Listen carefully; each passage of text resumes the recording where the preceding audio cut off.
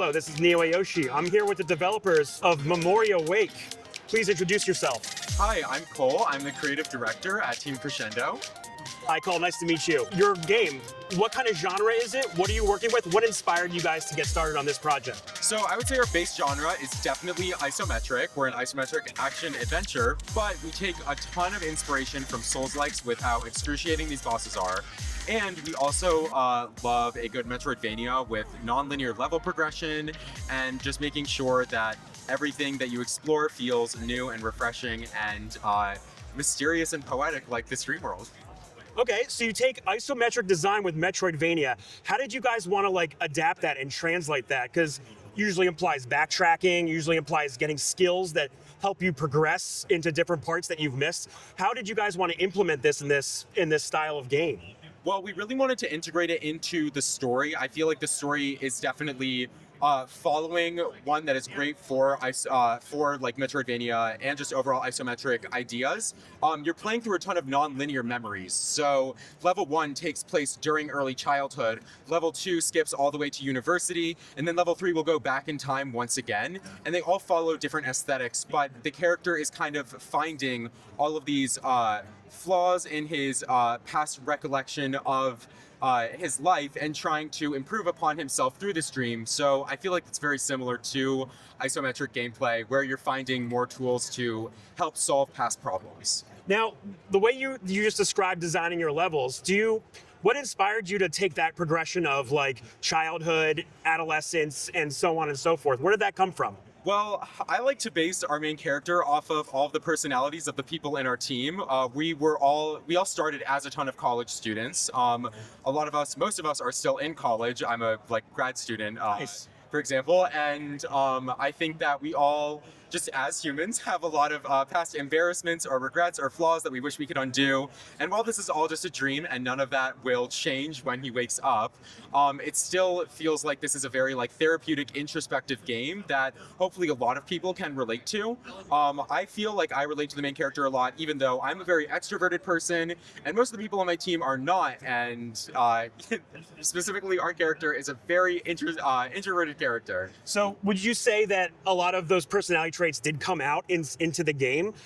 Tell me about the main character. So what is the main character like? So we leave the main character unnamed for all of you, but he is a very, shy child that ends up turning into a very codependent teenager on his singular friend, and he's trying to learn how to fend for himself now that that friend has chosen to remove herself from his life. And you kind of learn this story over the course of the game. I don't want to spoil too much about that situation, but basically it's learning how to take accountability for past actions that you might blame others for, or kind of learn where you kind of have undermined your own abilities to deal with situations. Those are just a few of the topics that we incorporate into quests throughout this level. Oh, that's amazing. So tell me, how does that reflect in the gameplay itself? Tell me about combat. Tell me about the skills that you're going to find. What do players have to look forward to as you progress through the game? Well, I think it stems from a complaint that I kind of have with some classic tropes in video games, where it's like a fetch quest is just someone asks you to do something and you do it because it's a video game. Yeah, collect the chickens, bring it back to me, kind of thing. Exactly. Yeah.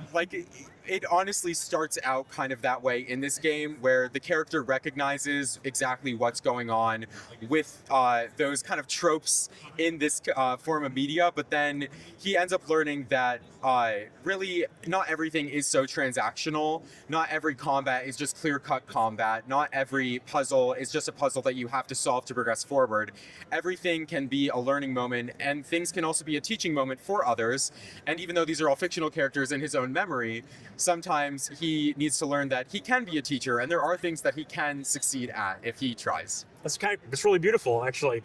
Tell me about the art style. It's really striking. Tell me about your artists. What was the inspiration for this? Because I really love the look of this game. It's got that kind of storybook-esque look with a little bit of watercolor and really great color palette. So we have 3 artists on the game. Our kind of main art visual director is our 2D artist. Because she does all the concept art, and then in game she does icons. well, he's skipping through maps that you can't really see right now. But icons, character icons, splash arts, and all of the UI. And then because she does the concept art, she helps our two 3D artists. One does all of the environmental art, and then one does all of the characters and enemies. And I think when it came down to like the storybook visuals, it really was because our first level was like a much younger version of the character, but we wanted to kind of evolve into a general like cartoony but surreal art style that feels very like meshed and morphed together. One of my favorite things that I've actually never talked about is we have 4 maps, one for each level, and each map is a different kind of map. This first map in this first level is kind of just like a sketched out like crayon map on like the back of a kid's menu at a restaurant. But then in the second level, it's like a brochure as if you were touring the university for the first time. And then we have a level that looks like a hiking trail, one that looks like a city subway map. Basically all of the art, we want to take like tons of different aesthetics and mesh them into one like visually cohesive And piece. this is all from you as the dev team, just like pulling from your lives and pulling from your experiences. Yes, because like I love subway maps. I love looking at train maps, even though I've never been at like most of the stations, and different like metro companies that like somehow are able to collaborate with each other. I'm from New York, that could never happen. It's one of the, it's like, I know New York, great subway though. great Pretty subway. good subway. Is it dirty? Yes. Does it work? Yes, also better than yes. 90% of US cities. So I will take it. I'll take it. Oh, 100%. We're from Philly, so going on the New York subway was like, wow, this is what efficient subways look like? This is cool. When I moved to Pittsburgh, where I met this team, I learned that there is in fact a train line. It is one line and it stops like 5 times, and then it just goes back and forth, and it's just for like downtown. That's it. Very sad map. Well, heck yeah. Thank you for telling me about your game. Is there anything else you want to share with somebody? Do you have a release date? Do you want to talk about any of the other like skills and stuff that you'll find in the game? Yeah, I guess I can rapid fire logistics. We don't have an exact release date, but we are expecting best case scenario would be the end of 2026. But most likely is going to be Q1 of 2027. Hey, a rushed game is blah, blah, blah, blah. The whole quote, you know? Exactly. I am always constantly surprised though, because I will tell my technical developer like an idea, and 2 days later I'll get like this conspicuous message. I open the game and it's like done, and I'm blown away, and I'm like, oh my God, how did you do that? How do they do that? I honestly have no clue. And as a designer, it makes me feel pathetic, because I just write the ideas and then everyone like makes them so real. So who knows? Production could go really smoothly, but of course we want to release the best product that we possibly can. Of course. So that's why we're still in the window phase of our release schedule. And right now you're planning on just releasing on Steam?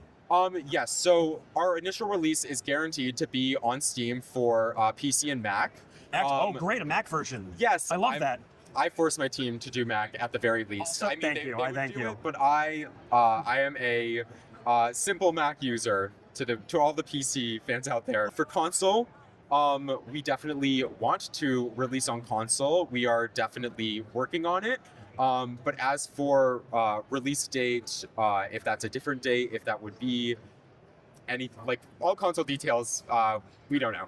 That's totally fair. Can't comment on it yet. Nintendo, hit us up. Hit us up. Thank you. Hit them up. Yeah. So Wishlist Memoria Wake on Steam today. Yes, Wishlist Memoria Wake on Steam today and play our demo. Thank you. Demo available. Yes, Thank you so much.